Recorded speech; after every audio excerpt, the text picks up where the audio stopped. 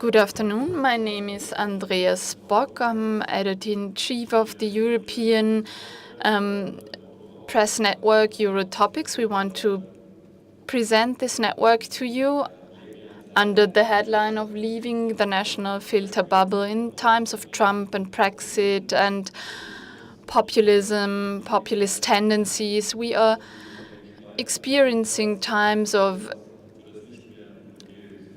a Europe which is not a never closer union anymore, but which is at risk.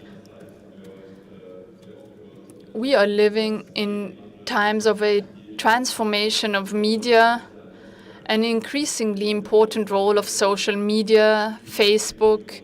This plays an important role. And of course, there is the question, what about the algorithms? The algorithms which determine the world of our media, which make them increasingly intransparent. We try to answer all of these questions with Eurotopics. Is this a European network, a multilingual network, which offers several perspectives, bringing together various opinions, offering you an overview of the topics dealt with in European newspapers. We offer an overview of discussions, national topics, European topics, international topics. You can see some of these topics up here. This year, 1968, is of course an important topic, or taking a closer view at the efforts of the Italian government, for example. But there are also topics such as the dispute about muezzins in Sweden. So here you can see some topics and European newspapers. We are watching the media in 32 countries, and here you can see different and read different opinions from various countries on the specific topic. So we have a teaser here as a brief introduction for topics which may not be that well known. And then we offer comments, just small sections of the comments, so that you can get an overview. We also have a link to the original articles. So if people are interested, they can, and if they know the language, of course, they can go to the original articles and read them. So here you can see the information provided on the individual media. We have a huge database. Here we have the example of Finland, but we have a database for information on all the 32 countries and the media, the online platforms, newspapers in each country.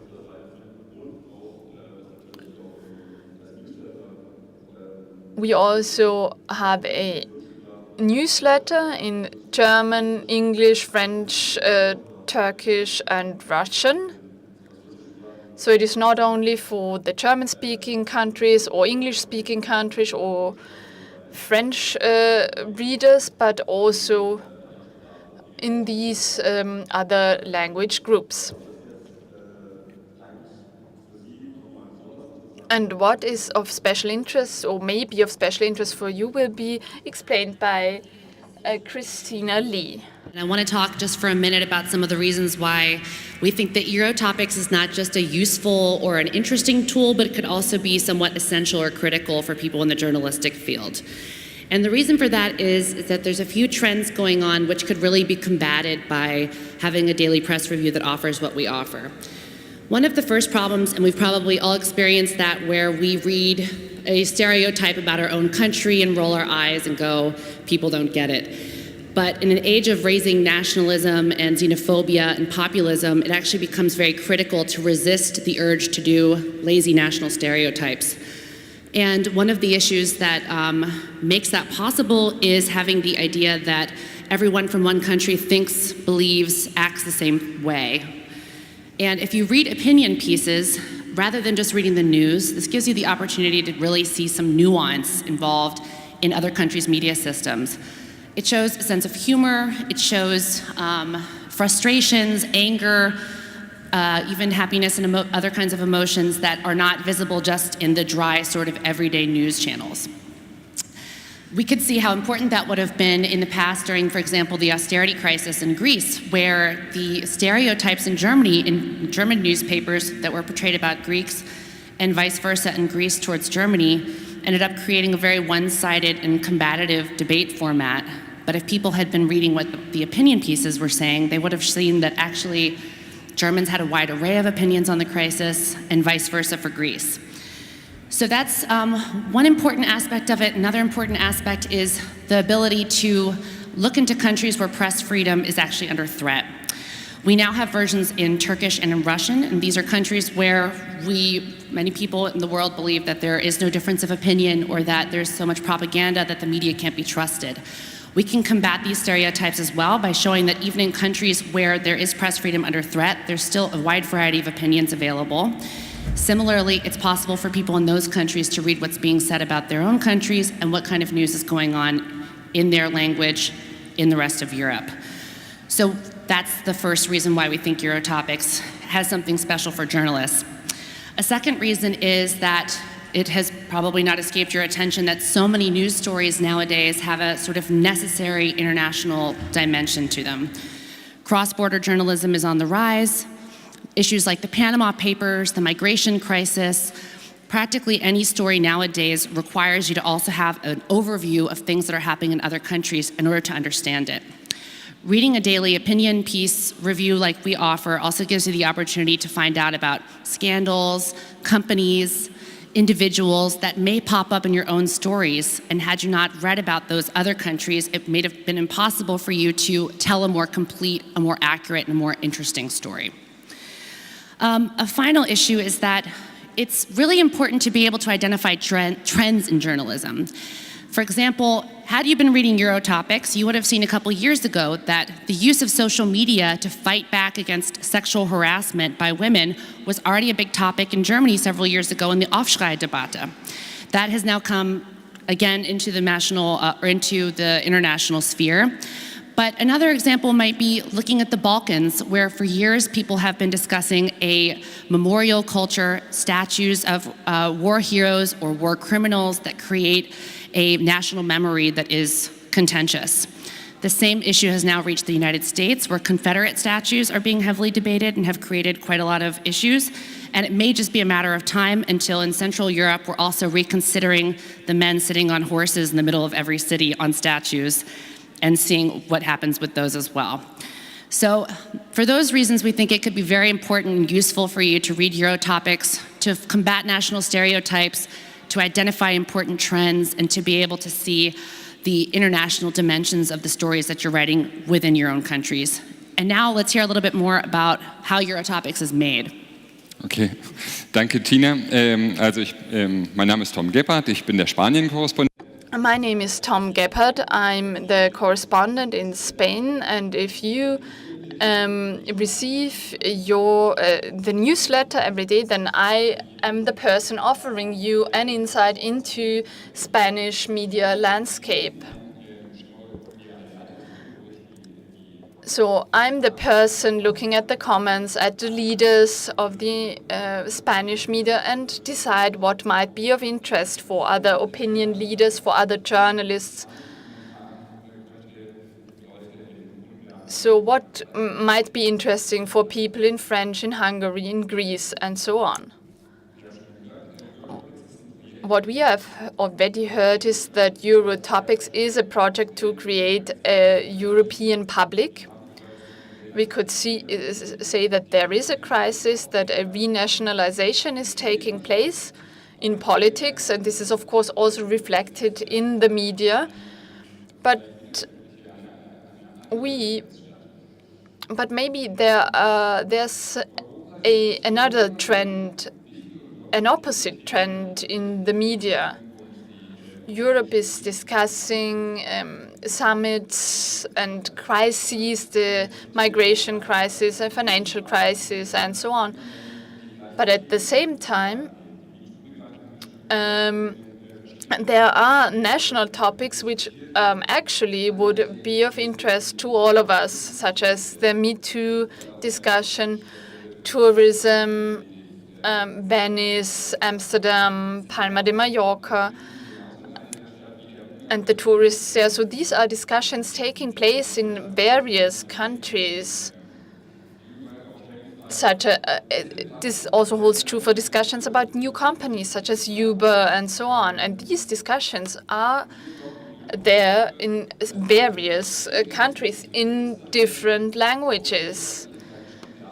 And we, as Eurotopics, try to reflect this European public, which is becoming increasingly important. We also offer translation services. So we translate these articles from these 32 countries into German and then into the other languages. We are a catalyst, so to say, for this European public. So we are also a catalyst for the European general public, and I think this is more important than ever.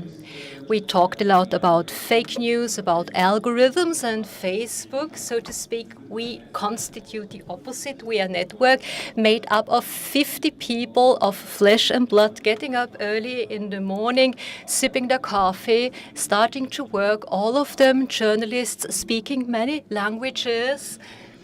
So I speak on behalf of the correspondents. I'm the correspondent for Spain, the 29 correspondents that respectively live in the countries or have been living in the countries for decades, of course, know the debates in these respective countries very well. It's not about a newsroom headquartered in Berlin. We are really on site, we are really on the ground, and we know to assess the debates. On the 29 correspondents, we also have an editor team of 5 selecting proposals from the 32 countries. And they select them not based on an algorithm and not based on ads. We are publicly financed, so we do the selection process according to journalistic criteria. We try to find out what might be interesting for our readers in terms of European topics, what might be interesting to them today. And we try to take this content from foreign language articles. There is also a translators team of 10. We also heard that we offer content in German, English, French, Russian, and Turkish. And last but not least, we have our social media colleagues also processing and providing this information in the 5 languages that I've mentioned. In closing, I would like to say that maybe we are not that popular, so we offer a glance at the European public. You can order our newsletter by going on our website, registering on our list that we have ready for you at our stand. We look for you for the pearls, the hidden treasures. We add sparkle to them so that we make them easily understandable. We place them in a context, and due to this daily quest for the best comments, there is a huge treasure created on our website, and this gives our readers an excellent overview of the media landscapes in the various countries, and I would like to invite you to unearth these treasures. So we are present at the stand of the Central Association for Civic Education, and we will be present here this afternoon.